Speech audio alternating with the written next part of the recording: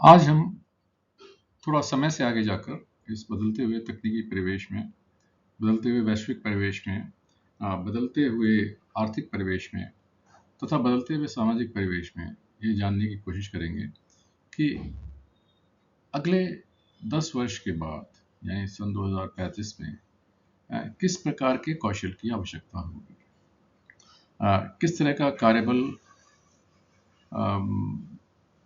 होगा जो कि कृत्रिम बुद्धिमत्ता एआई और मानव सहयोग पर आधारित होगा। और इसके लिए हमने 4 क्षेत्रों में सारे गतिविधियों को तोड़ा है।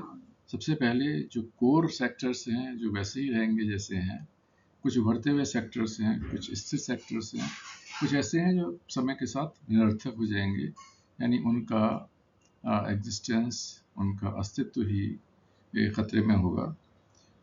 फोकस हमारा होगा कि मानवता के लिए कौन सी चीज़ अनुकूल है, किस तरह का तकनीकी प्रवाह है, और जो अगली चीज़ है कि किस तरह आजीवन सीखने की प्रवृत्ति पैदा करनी होगी समाज के हर वर्ग को, चाहे वो प्रोफेशनल्स हों, चाहे वो नॉन प्रोफेशनल्स हों, चाहे वो सामाजिक कार्यकर्ता हों, चाहे वो प्रबंधन कार्यकर्ता हों, चाहे वो एडमिनिस्ट्रेटिव ब्यूरोक्रेसी हो या गवर्नमेंट हो।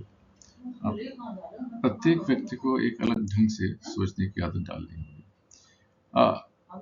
अब हम देखें जो मुख्य कौशल हैं जो 2030 के भविष्य के कार्यबल की नींव होंगे, आज अत्यंत प्रासंगिक और 2000 तक और भी महत्वपूर्ण चीज़ों पर हम विचार करते हुए देखें कि जो 2030 में हमें कार्यबल चाहिए होगा उसमें क्रिटिकल थिंकिंग, आलोचनात्मक सोच, क्रिएटिविटी यानी रचनात्मकता, इमोशनल इंटेलिजेंस, भावनात्मक बुद्धिमत्ता और डिजिटल साक्षरता की लगातार आवश्यकता होगी।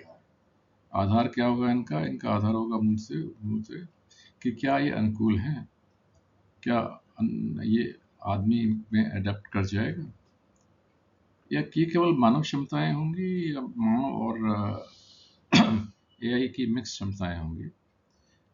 अलग अलग डिसिप्लिन्स का हमें एकीकरण करना पड़ेगा आने वाले समय में चीज़ों को समझने के लिए। हमें bio sciences, physics, social sciences, psychology, neuro sciences, सब जगह से सारे कंसेप्ट्स को इकट्ठा करना होगा और उसके आधार पर हम ये देखेंगे कि किस तरह का कौशल चाहिए। कौशल की जो चॉइस होगी वो कुछ हद तक केवल नीतिगत प्राथमिकता पर आधारित होगी और आजीवन सीखने का आधार, मुख्य आधार होगा, आवश्यक आधार होगा अगले आने वाले 5 सालों के लिए और उसके बाद के लिए। 2030 उसके बाद जो तेजी से बढ़ते हुए महत्व के क्षेत्र होंगे उनमें नैतिक एआई डिज़ाइन, वैश्विक नागरिकता, स्थिरता और नेतृत्व, ये 4 चीज़ें ऐसी हैं जो कि इंडस्ट्री 5.0 और 6.0 के लिए तैयारी के लिए चाहिए होंगी। इंडस्ट्री 5.0 और 6.0 के लिए इनमें मुख्य विशेषताएं कौन सी हैं? शुरुआती अपनाने वाले जो अपनाएंगे देश, उनको वैश्विक लाभ मिलेगा। शायद इस मामले में चाइना दुनिया के सारे वैश्विक देशों से आगे है। चीन ने अभी से अपने यहाँ काफ़ी सारी उद्योगों में इंडस्ट्री 5.0 और 6.0 के मानक लागू कर दिए हैं और साथ में अपने यहाँ तैयार होने वाले लोगों को भी उसके अनुसार बदलने की कोशिश कर रहा है। इसमें एक और चीज़ है कि आने वाला नवाचार केवल मानवता पर नहीं निर्भर करेगा, उसके लिए एआई और मानवीय तत्व दोनों का तालमेल आवश्यक होगा। रीट्रेनिंग, रीस्किलिंग ज़रूरी होगी, पुनर्कौशल के माध्यम से शिक्षा में सुधार करना होगा और सहानुभूति और रचनात्मक जैसे मानवीय विभेदक या इमोशनल इंटेलिजेंस के जो इंग्रेडिएंट्स हैं उनके बारे में लोगों को ज़्यादा अवेयर होना होगा और साथ में सारी जितनी संस्कृतियां हैं उनका सबका समावेश एक स्थान पर करना होगा। ये आवश्यक चीज़ है क्योंकि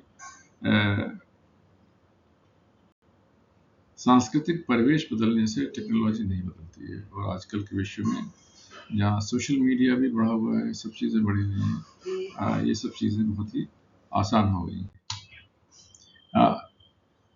एक जो मूल तत्व है जो बहुत इम्पोर्टेंट है,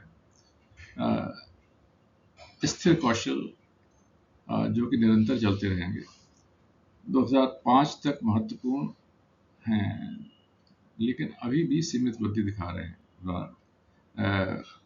उदाहरण के तौर पर विश्वसनीयता हमेशा चाहिए होगी, साक्षरता हमेशा चाहिए होगी, संख्यात्मकता, दस्तावेजीकरण, इनके प्रसंग बदल जाएंगे, इनके करने के ढंग बदल जाएंगे, लेकिन आवश्यकता के अनुसार ये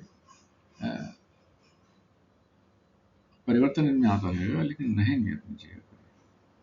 ये स्थिर हैं, इनका रणनीतिक आधार नहीं है, लेकिन स्थिर हैं, और ये प्रारंभिक स्तर का आधार रहेगा।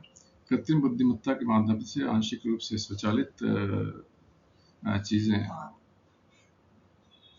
इन सब क्षेत्रों में लागू होंगी। पारंपरिक उद्योगों को बनाए रखने के लिए आवश्यक होगा, और रचनात्मकता तथा तकनीकों का साथ साथ मिश्रण करना। अनावश्यक फोकस से जो बाहर जाने वाले क्षेत्र हैं, जो पूर्ण स्वचालन और अप्रचलन का जोखिम है जिनके साथ, उनमें नियमित डेटा प्रविष्टि अब सब एआई और मैकेनिकली हो रहा है। कहीं पर भी उसके लिए लोगों की ज़रूरत नहीं है, कंट्रोल्स के लिए इंडस्ट्री में ज़रूरत नहीं है, मॉनिटरिंग के लिए ज़रूरत नहीं है। जितने भी मैनुअल वर्क हैं वो धीरे धीरे करके ख़त्म हो रहे हैं। इसका क्या मतलब है कि स्वचालन जो है वो प्रधान रूप से भविष्य में रहेगा। अब प्रशिक्षण पर कम जोर दिया जाएगा, रिटर्न ऑन इन्वेस्टमेंट पर ज़्यादा जोर दिया जाएगा। रचनात्मक सीमितता सदा ही इन चीज़ों को निर्धारित करेगी। पुनर्कौशल पथ आवश्यक होगा, प्रत्येक व्यक्ति को अपने लिए पुनर्कौशल के लिए एक न कुछ समय देना पड़ेगा कि हमें इतना समय देना है अपने आप को पूरी तरह बदलने के लिए। और इसका मतलब क्या है कि धीरे धीरे करके पूरे कॉग्निटिव री एस्टेब्लिशमेंट की ज़रूरत होगी, और निरीक्षण भूमिकाओं के लिए एआई का संवर्धन आपको करना ही होगा। अब कुछ रणनीतिक निहितार्थ और नीति मार्ग हैं जो अपनाने पड़ेंगे। ये सरकारों के लिए शिक्षा रणनीतियों में कौशल जितने भी लिम्स हैं उनको इकट्ठा करना होगा। इंटरडिसिप्लिनरी अंतःविषयक तथा एआई संचालित पाठ्यक्रम तैयार होंगे। उद्योग शिक्षा एवं विकास को भविष्य के लिए तैयार करना होगा। कौशल को आपको कुछ एरियाज में स्पेशलाइज करना होगा। आजीवन सीखने की प्रवृत्ति के लिए प्रत्येक सिखाने वाले को प्रतिबद्ध होना पड़ेगा, और समाज जो है मानव केंद्रित और नैतिक रूप से संतुलित एआई भविष्य का निर्माण कर सके, ऐसी मूल आवश्यकता पड़ेगी। ये आने वाले समय का एक मैप है जो ज़रूरी है जानना, और समाज के प्रत्येक वर्ग के लिए, चाहे वो उद्योग हो, चाहे वो कोई भी सर्विस सेक्टर हो, एजुकेशन सेक्टर हो, सबको इसके लिए सतत रूप से तैयार